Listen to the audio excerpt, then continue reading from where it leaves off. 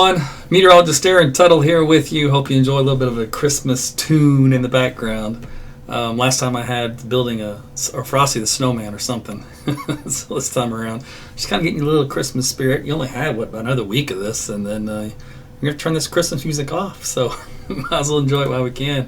So thanks for joining me out there in social media world. We're going to be here to talk about your Christmas forecast, what you can expect. And it's interesting because it changes about every day. But once you get within that 10-day window, things start to settle down somewhat. And we'll start to fine-tune things for you. And then we're going to look for some snow. And if that kind of gives you a hint, I'm not expecting snow for Christmas Day, but will it come soon thereafter? Yeah, just hang in there. We'll see. So thanks for joining me. For my guys on my private secret AT's patron weather fans out there on Facebook. So again, thanks for your support. If you'd like to get access to that private group page, just become a supporter, either Facebook fan supporter, or you can join Patreon. There's a list of them you can do. It's on the top of this broadcast. It's in the description title. Or you go to my website, aarontuttle.com, and click the buttons on the top of that menu. And we're going to get on with the program. That's called fan support, by the way, on that option. Okay, so let me make sure this went out, and one went out. Okay, so let's move on, because I got some things to do, right? You got things to do. It's 9:30 on a Tuesday night. Okay, so first off, I want to show you just before we get to Christmas, there is going to be some showers that roll through here. This is the computer models for Thursday night and Friday morning. It does have some light rain moving through Oklahoma. I mean, this isn't going to amount to anything. We're talking piddly sprinkles, a passing shower, and that's it. Heavier, substantial rain to Texas for Friday into Friday night. Dallas-Fort Worth points southward on into Louisiana. And what's interesting enough is we came, this was a waste of a storm system. This is why I'm bringing this up. You see this closed low, and that's what's indicative of these closed lines here. And you often hear me say, if we can get a compacted closed low that moves on through, the North Texas or southern Oklahoma area, that's perfect for snow. We ran out of cold air before the system arrived. It's just ill-timed. I mean, that's how the atmosphere is so primed, guys. It's just getting everything to line up just right. We got plenty of these little storm systems coming by. We got plenty of shots of cold air. It's just getting to come at the right time, and that's what's the frustrating part, because we missed out on what would have been a huge snowmaker for North Texas, Dallas, at least southern half of Oklahoma. But this time around, not going to get that out of it. It's just like, that's too bad. Okay, so that's on this Thursday night through Saturday morning time frame.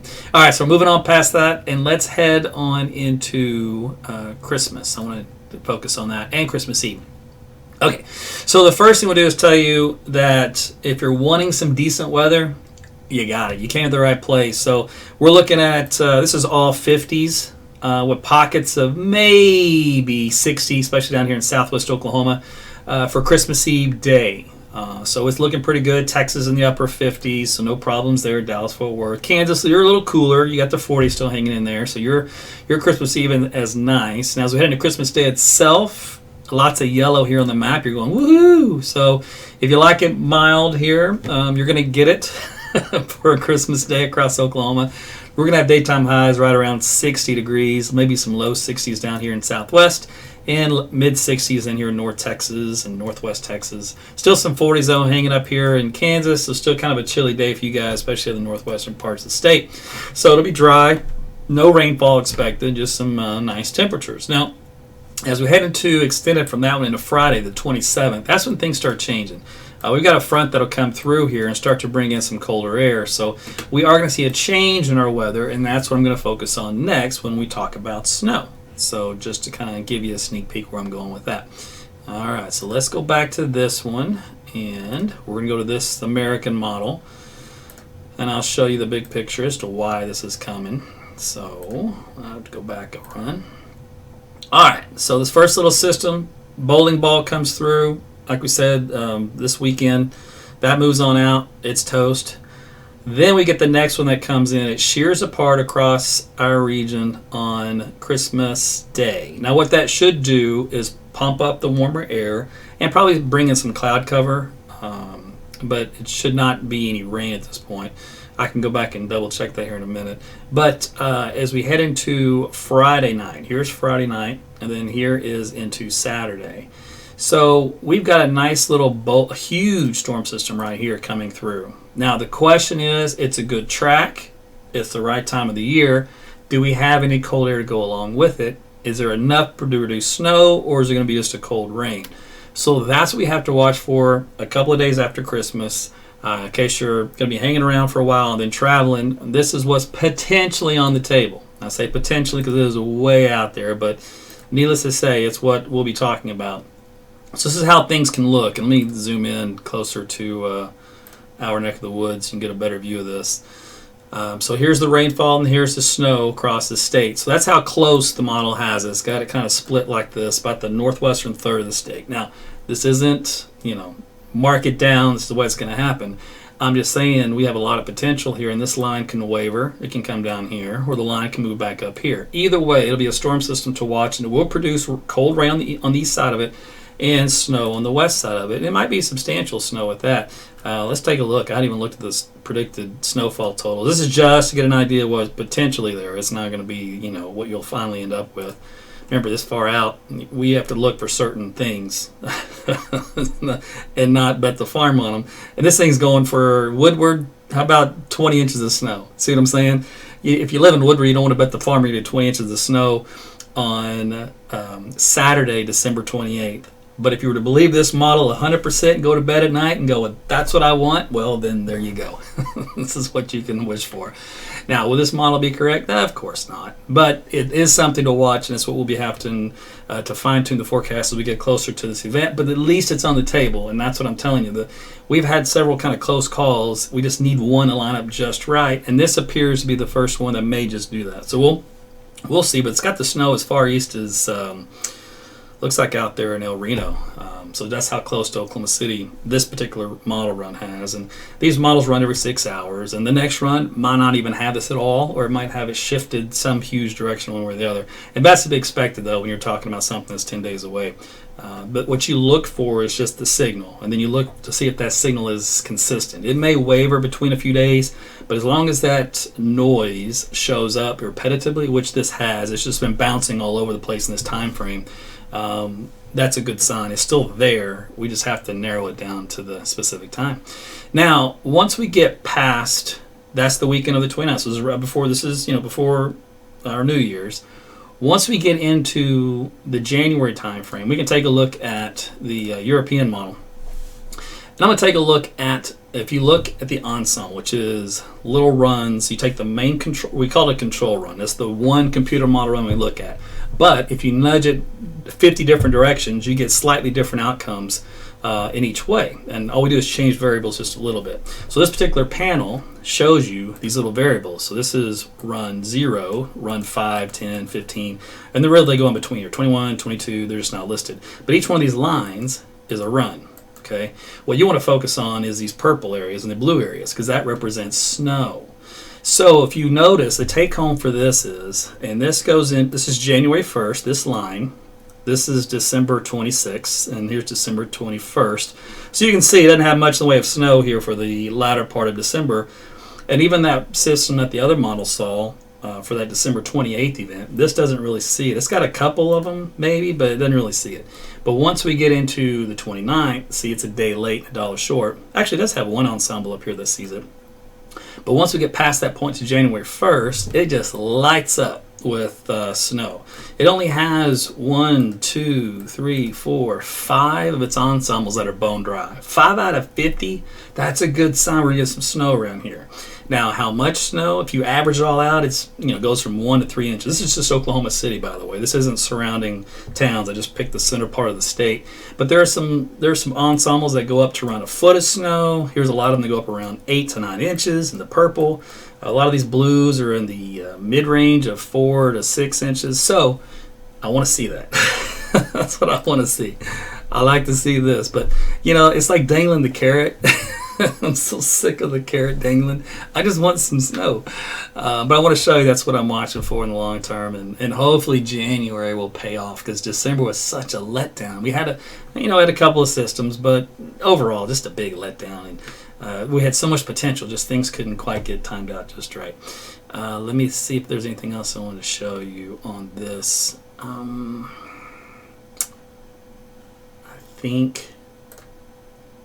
I think that was it. So let me go to my patrons first if you guys had any questions for me. I'm glad you guys like the Jingle Bells holiday music. All right. Chad is going to Dodge City the 28th. Hey, man, the road's going to be just fine. Either they're going to be snow or they're going to be dry, but you're going to be just fine.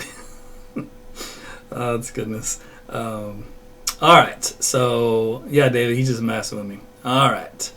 Let me go to the main page, and for you guys, I can only scroll up so many comments, and then you just tell me if you have any questions. Oh, and before I do that, my YouTube guys, I don't want to forget you too. So I'm looking at you on the chat here, my homies.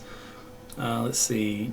Doing my Walmart order online, no milk or bread buying. Amanda, that's pretty slick. Man, now you don't have to go to Walmart to get your milk and bread anymore. You can have it ordered online. Hey, will they deliver? Maybe Amazon will deliver milk and bread. Boy, that'd be something. That might be a little lucrative deal. Somebody needs to be a partner with Amazon on that. My son is flying in and coming on the Sunday and on the 26th. Will those days be okay, Denise? So, yeah, this weekend and the next week. Oh, you know what? Let me show you that. I'm glad you brought that up. And then I'll go to your question to the main page. So, hang in there. Because everybody's going to want to see this. Everybody. And you're going like, everybody? I'm like, yeah, everybody. Why? Just because. You need to. Don't question me. All right, let's do this. Okay, so for traveling, by the way, I meant to hit this, and I have too many things in my head. So, okay, so this is the big picture of the whole country, and I want to show you where the trouble areas are for traveling, because the traveling's basically started now. People are already getting into the travel mode. Far northwest, some snow there across the higher elevation, the Rockies and southwest Canada. But really, most of the country, this is through Friday this week, is really quiet. A little bit of rain down along Texas and the Gulf Coast. Might even be like a little tropical storm down there, by the way, in the upper Gulf coasts. So we'll keep an eye on that. Could be something fun there. Otherwise, that's a lot of rain for the southeast. As we go into time, let me see. Now I'm into Sunday, Saturday, Sunday. If you notice, there's just nothing happening across the bulk part of the country. There is a little bit of snow here in the southwest that's showing up, so there'll be a little bit of light snow for the skiers. Some rain down here in southwest California. This is coming into Christmas Eve. And then as we head into Christmas Day, okay, so remember I showed you that little disturbance swing about our northwest. It brings some cloud cover and milder temperatures.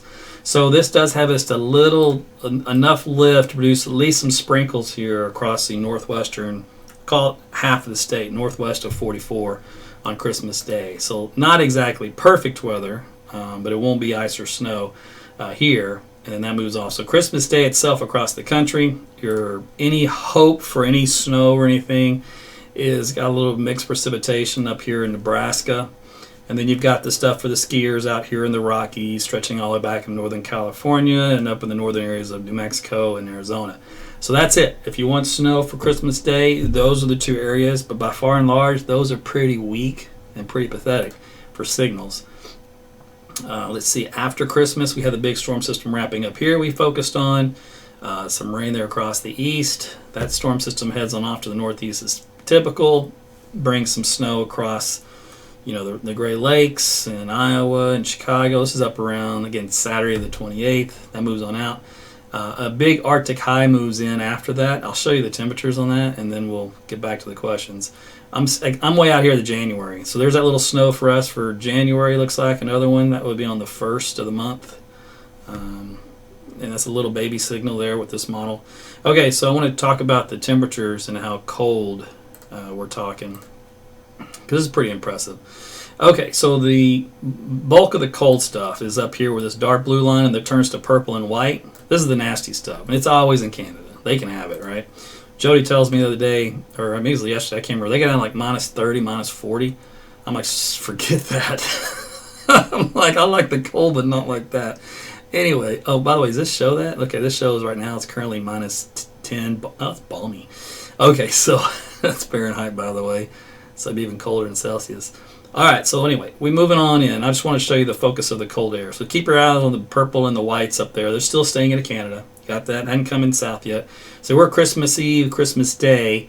So nothing really has horrifically invaded the country. Now, once we get into 27th, 28th, we get a little piece here across the northern plains. And then look at this huge chunk that just comes southward over the central part of Canada and then starts to invade the country on the Sunday the 29th. This is in the minus 10 to minus 20 range here in the U.S. In Canada, it's minus 35 Fahrenheit.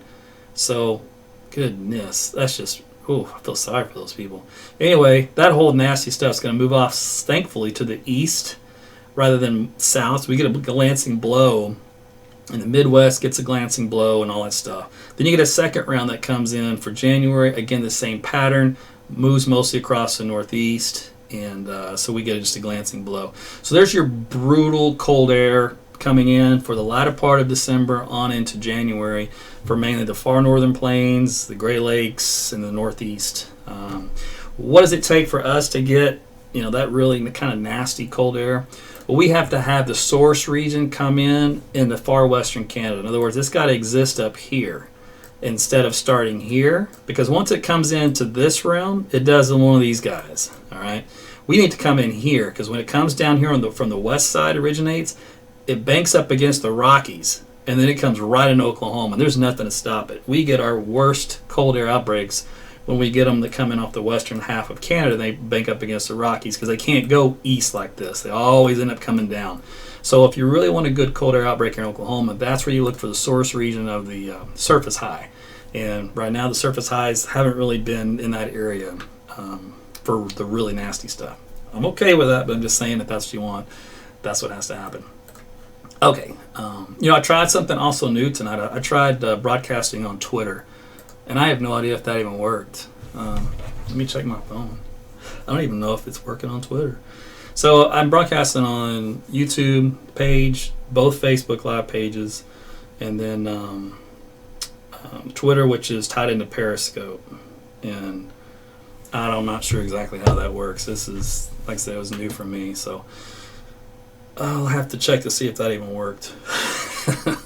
Matter of fact, I had a tab open for that, then I closed it. I don't know what I'm doing. Okay, I'll figure that out here in a minute. So let me go back to your questions, so I probably lose half of you. Okay, real quick here, we'll scroll back up. Hopefully all that was helpful, by the way. Careful with art, AT. I must miss something. That was from Ron. Michael. This is kind of funny what the weather looks like at my location 3 weeks from now at noon. Can I travel? Weathermen get all kinds of funny questions like that. We just laugh. Just so you guys know, we laugh at you. But we laugh with you. You're just not laughing yet, but you will. But we just start ahead of you. We give you time to catch up. And then we do a little head shake. So it's cute. But no, it's actually kind of good because what it really means is you actually think that I can forecast weather 3 weeks in advance for your home or your travel designation and be spot on. That says a lot. I mean, that tells me you've got a lot of faith in me. And while I appreciate that and I bow humbly, I will let you know that ain't no way in heck that's going to happen. It's cute though. All right. No, David, it's large. I'm wearing my AT's weather hoodie, so this thing's nice and toasty. Almost too toasty. It is thick cotton. Let's see. Man, I wish we had a replay of some of that heavier snow. Edward says it worked on Twitter. Wahoo! All right. Well, see, I can't even view my own Twitter. I don't even know how to even view that anyway. Let me go to profile. Oh, it is on there. Nice. Cool. All right, you guys on Twitter, you can retweet and share and all that stuff. So, most of you, though, are my followers on Facebook. And I get it because Twitter is for a certain group of people. Not everybody's in that certain group of people. Just like Facebook's for a certain group of people, and Instagram's a certain group of people. So for me, I got to reach all my people, no matter what group you're in. I don't care what group you're in. I just want to reach you. So I got to try all these different platforms. It's a nightmare for me, but for you, it's great. 'Cause you can pick whatever you like and stick with it. All right, I go back to the patrons real quick, and then I'm going to be turning you guys loose here in a second. Walmart does deliver online groceries. What? Stacy? Well, that changes everything. That's a game changer. Okay, so here's one thing I'm getting myself for Christmas. You guys are like, ooh, here, what do you get yourself for Christmas? Don't get too excited. This is work related. Okay, so what's really cool is when I worked in the news media, local TV news for 12 years, back then they had all the bells and whistles because everything was really costly, or cost a lot of money. So we would have all these tools in the weather center to show you, and one of those was a tower cam, and that tower cam would be some VGA induced camera, which was extremely expensive, was still low resolution, but it would be way up there about 1,000 feet, and it'd give you the skyline so you could see storms coming in, all that kind of stuff. And we'd promote it, tower cam, tower cam, this is our John Deere tower cam shot, whatever, whoever is paying the money to sponsor tower cam. Well, thankfully, you fast forward, I don't know, a couple of decades from all that, I can buy my own tower cam off of Amazon for pennies on the dollar compared to what you'd have to pay back then. So I'm going to order one that I can put on the roof and get a 360 view of, from my output, from my area of the city outward, to see some stuff coming in. So that way, if there's a tornado, God forbid, or something exciting, snow, I can just pop that in as a feed and then show it to you. So right now I'm just researching which ones has the best resolution and all that kind of stuff, and what options I want. But just one of those things I keep adding to this AT's weather, if you will, just to show you more stuff whenever you tune in to watch. So that way when you go, hey, what's it doing outside? And I go, hey, well, let's find out together. So it's really kind of neat. I'm able to take all that knowledge I learned and basically do it all in my own home office now, which, that's saying something in today's day and age. It's pretty cool. All right. I've got nothing else for you in the weather. So I already gave you Christmas. I gave you the hopeful snow forecast. I gave you the traveling forecast. Let me check my last, do a round the robin for you guys that are commenting. Check you guys out on YouTube again. Sharon wants to know what's up with all these tornadoes. I know, right? Boy, they had a ton of them east of here. And you go, well, it's December, right? Well, you have to keep in mind, in the deep southeastern part of the country, they never really go to winter. They go to what you might feel a fall or a spring type, pattern as far as temperatures go. And they're so close to the Gulf of Mexico, and it's always warm down there. So the warm, unstable air is not too far away. And that time of the year, warm can be low 70s. And you're going, how do you get tornadoes in the low 70s? Well, also you keep in mind that this time of the year, the atmosphere itself aloft, as you go up with height, cools. So everything's much cooler. So the what we call the lapse rates or the adiabatic, everything that kind of slopes up in the atmosphere with temperature thresholds isn't so hot. So a balloon parcel that you kind of launch at the surface, like a rising parcel of air, if it's warm down at the bottom, no matter if it's 72 or 100 degrees, as long as it's warmer at the bottom than it is several thousand feet up, it'll keep on rising and rising. Well, that's what a cloud will do. It'll build and build and build. And then you throw in some shear and you throw in some other stuff, and you get yourself an interesting event. So, but yeah, they had several tornadoes and some big ones too, from what I can see. Thanks, Brandon. Appreciate it. And John Warright, hey, buddy, he's watching. Hey, Jim from Mustang. So glad you guys could join me on YouTube and using the chat feature. Some of you sometimes will have super chat, and I'm like, that's really cool. I don't know how you get a super chat, but they're out there. Let me go back to my patrons real quick. You guys had any quick little deals? Are you running Gigablast Internet? Alan wants to know. I'm going to have to, otherwise I would be choked. So unfortunately, it's not true gig. I'm on Cox, and for my area, at most I can get about 35 up, but I can get like 800 down. It's just total overkill. But I want the up, and the up is 35. That's all I can get. But I broadcast 4 different feeds I'm doing tonight. Each one is about 4 meg, 4K as far as what you get on your end. So the resolution is actually pretty decent. And so at that rate, I'm not oversaturating my limit. Let's see. Do you still offer forecasts out of state? Yeah, David. If you message me, I offer consulting services, and this is wide range. This can be just for a forecast. You're going on a trip. You're going out of the country. You're an attorney at a law firm. I do all kinds of stuff. So if you have something, shoot it my way, and I can do what you need. Thank you, Michelle. You have a Merry Christmas as well. Thanks for watching. Brendan wants a lot of snow. Trust me, I do too. So, all right. Well, Timothy wants to know about spring. Okay. And Kirk, okay. Easy there, buddy. That's a Christmas present you will not be getting tonight. All right. Being silly. Listen, guys, thanks for watching. And I hope that was educational, fun, comical, all that. So you'll keep coming back for more.